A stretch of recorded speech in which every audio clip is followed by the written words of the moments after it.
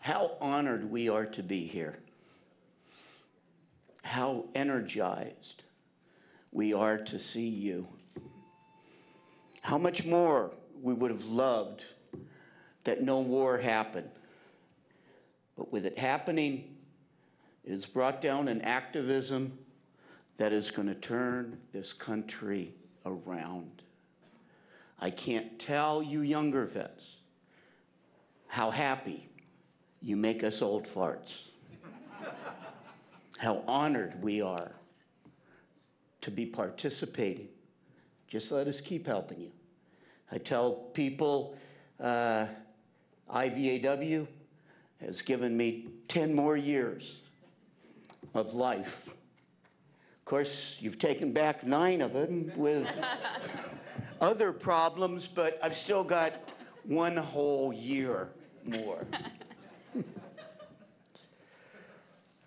If you watch television documentaries, if you read even college books, you wouldn't know the Vietnam Vets Against the War had 5,000 members in Vietnam. They would want you to believe that this right-wing military kept on chugging along. It's a lie. We were lucky. Playboy magazine gave us a full-page ad. Of course, we got membership forms for the next 10 years from that one ad. Damn these males in those bathrooms where they leave them behind. 5 in the New York office when I got there, mailmen would come in like you see in the movies with green bags full of requests to join VVAW. We also got letters back from commanding officers who said that the letter was appreciated, but that the servicemen had died. We can't win everyone, but we can fight to win every one of them. Now, just in case, because sometimes people like to say I'm a liar, or VVAW, you know, none of us really served. But just to show you, Freedom of Information Act, which is a wonderful thing. Here is an FBI notification to the U.S. military in Saigon from 1971. Be careful, Vietnam Vets Against the War is coming. How fearful are these men with tanks and planes and B-52s that Vietnam Vets Against the War sent chills down their spine? Worse than any barbarian invasion of Rome was the question of those who had gone before these young men and women, and were now asking them there to join us in opposing the war.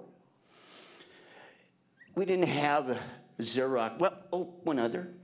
I'm kind of silly. I know this may look to you like a normal patch, VVAW patch. After Winter Soldier, but more importantly, after Dewey Canyon, when we threw our medals away, the Vietnamese issued a statement that said, those who wear the upside-down rifle and do not commit war crimes against the Vietnamese people, we will not shoot or initiate combat with. In I Corps near Da Nang, a Korean seamstress turned these things out by the 5s of thousands. Not just VVAW members, but tons of people who didn't want to write, put their name down on a form that would eventually follow them the rest of their lives. And also one in Saigon, tens of thousands. And GIs wore them on their uniform. What you gonna do, send me to Vietnam?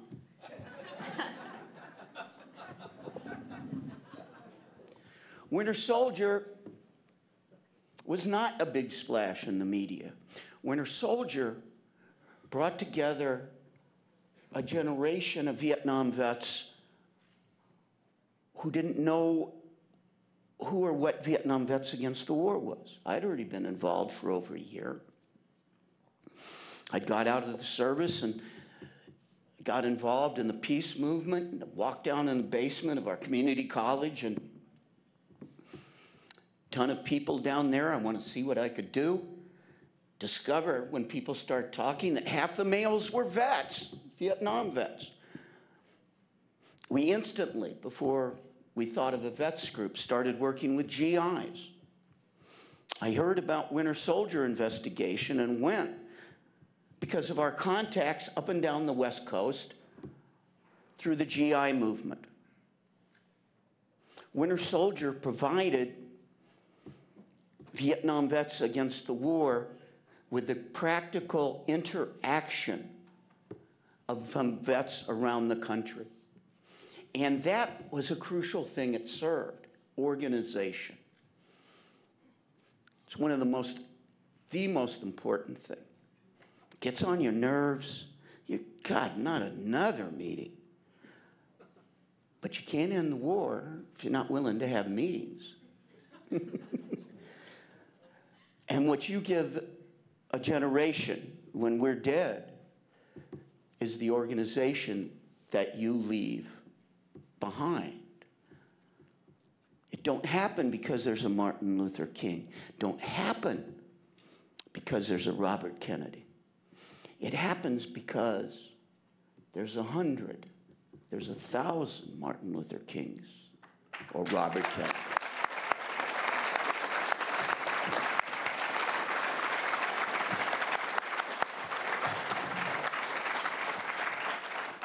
Good ideas are not enough if there is not organization.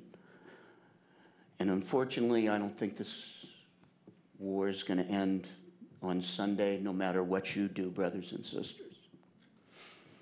But this can lead the way to other things. And most importantly, it can speak truth to the American public in a way that they did not listen to us in 1971 when we testified. It's also something else, an act of courage to tell the truth. For working class people, putting on a uniform and getting a medal really is the highlight of your life. When you get buried, you're supposed to have medals. When your grandkids come over, you talk about the good old days.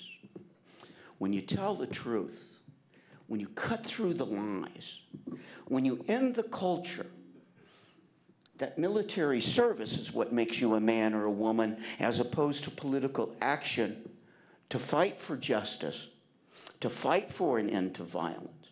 That is the real legacy that we have to leave behind. And what our special role as veterans and active GIs is telling the people the truth about what their government is doing. And that's what you're doing. A lot of you have seen Winter Soldier. It's a great movie. But it didn't show things. If we had made documentaries, and just a little word to the wise. I mean, I love these documentarians, my brothers, on the stage. But I have to say this. As a non-artist, as a person who is not blessed with the ability to write without misspelling more words than I care to tell you about. But I can talk a little. But we had at the Winter Soldier, in which you will never see, 2 Asian Americans, and I want to honor them because they didn't make the cut. Scott Shimabukuro, Marine, Japanese, American, LA. Mike Nakayama, Chinese. Asian Americans, gooks, in an army killing gooks, taking over along with the black Native American, and I was the only Chicano there, and demanding that racism not only be addressed to those we killed, but to how our own servicemen were being treated. The final cut didn't make them talking about what it was like fighting in a white man's army, killing gooks when they were gooks. And so I mentioned their names just so that their spirit continues, because that's how we pass it on. If it's not in the movies or the books that don't exist, bullshit. It passes it on because we remember what those people did in organizing. And if the books don't remember them, we honor them. And so I want to name them.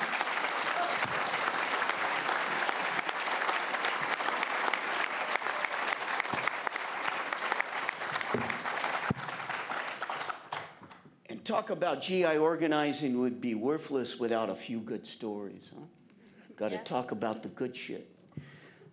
Talk about days before they had Xerox machines and nets and internets and maxinets and all kinds of nets. We used to have chapters, multiple chapters. I told you there was 5,000 in Vietnam alone. We were all over. And CID was all over us too. Very often on aircraft carriers, we would have multiple chapters. The guys down in the engine rooms didn't talk to the guys on deck. Besides that, there was no way to tell whether those guys were cops or not.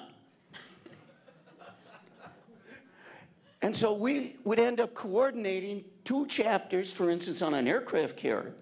One of the guys below, one of the guys above, one of the guys with aviation, one of the guys with the motors. And they would get off at, let's say, Hong Kong, and there would be a local contact, or they would get off in Japan, and there would be a local Japanese contact, and they would be the go-between between the 2 chapters. And they would come off the ships with newspaper, with handwritten newspapers, 8.5 by 14. And the host, the Japanese, that wonderful Chinese man, because I know, would take them and publish a GI newspaper. Ship's name of the boat's commander, all of this shit. And then the guys would return a day, 24 hours later, and the people would have run off on Xerox machine, not Xerox, on mimeograph machines, 8.5 by 11 newspapers. Now they snuck them back on board. They put them in different places and always had to wait at least a week, if not 2 weeks, depending on how long the cruise was. They'd bring out the papers and they would start passing them around. And the captain would go insane. And just like, I think, what was his name? Captain Quigg and the Cane Mutiny. Quigg, obsessed. Find these things for me. Because he couldn't imagine. There was, that man with slant eyes, or that woman in Japan were actually helping these people? Convinced that there was a mimeograph machine right on his ship. Tear down, tear up, go insane. Do I suggest that? I sure the hell do. It's not illegal. GIs on the 4th of July reading the Declaration of Independence, being declared unpatriotic, put on trial for insubordination for reading the Declaration of Independence on Independence Day. Are these generals nuts? Yeah. Uh-huh. Struggles. And I heard this from 2 sides. In the Philippines, where we had a chapter, where they worked closely with students from the universities. I got to think of a way to cover this, right? Because it's the streaming. How do I protect people who are guilty as fucking hell, but I don't want the military to ever get them. So anyway, they would work, and they would get an order, let's say, an ammunition. And they were all anti-war in this one section. They had a crisis of conscience. We are consciously anti-war. Martin Luther King had died 2 years before. One Asian civil rights or human rights person that I mean one Filipino that I met, he said, "Do you know, I discovered the movement when an African-American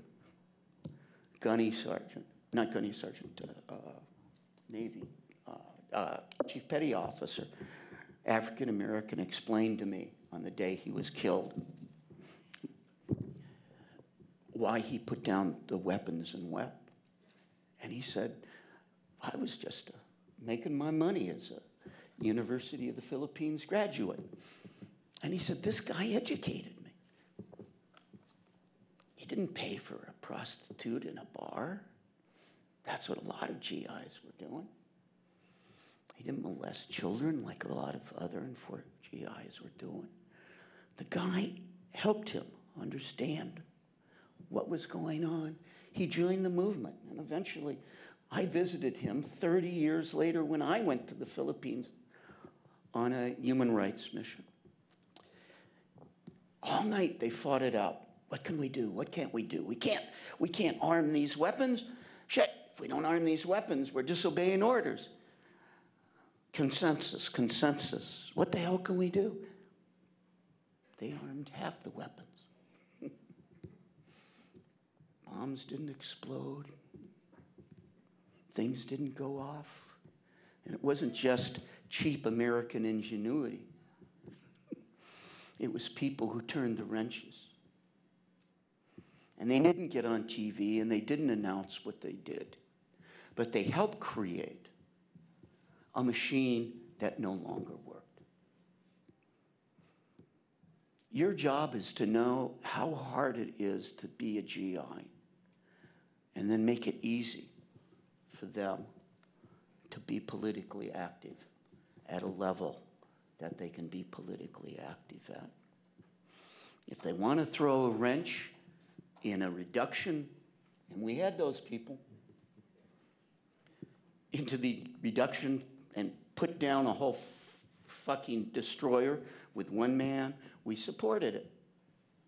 And if all they want to do is read the Declaration of Independence on July 4th, we supported that as well. When the war ended, almost every GI project around the world had folded into VVAW. We actually did a summation, which we could talk about, in which the groups from Japan and Asia and other places that supported us. And I have to say it just one last time. How proud, how honored that we can be here today and hopefully next year and the year after and the year after that. Because fighting for justice ain't going to end when the war ends. Fighting for justice is something that makes life worth living. Thank you.